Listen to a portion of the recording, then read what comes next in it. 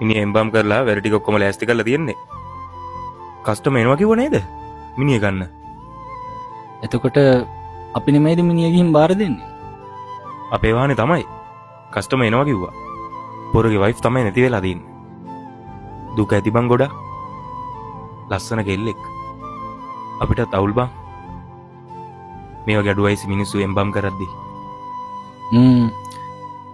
ඒක නම් ඇත්තයි.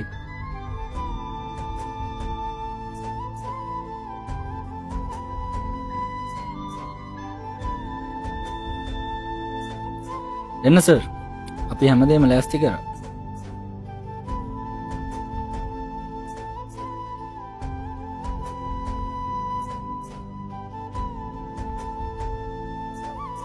මල්ලි මේ මාලිකාගේද? මිනි පෙට්ටිය පැටලිලා.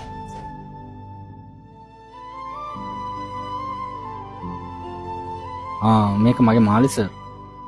පෙට්ටිය උස්සද්දි පැටලෙන්නේ නැති.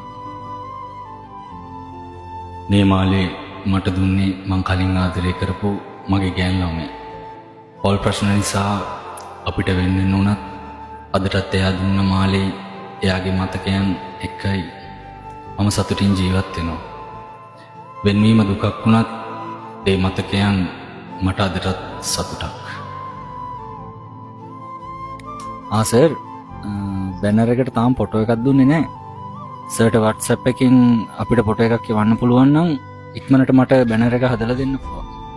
හරි මල්ලි, මං ඔයාලට දැන් එවන්න. සර් දුකින් කියලා අපිට හොඳටම තේරෙනවා. කාට වුණත් සර් යන්න වෙලාව ආවම යන්න වෙනවා. අමාරුවෙන් හරි හිත හදා ගන්න. ඒක නම් ඇත්ත සර්. මොනා කරන්නද?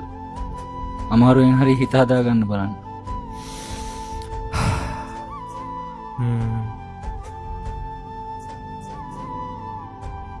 මල්ලි ෆොටෝ එක දාලා තියෙන්නේ. හරි සර්.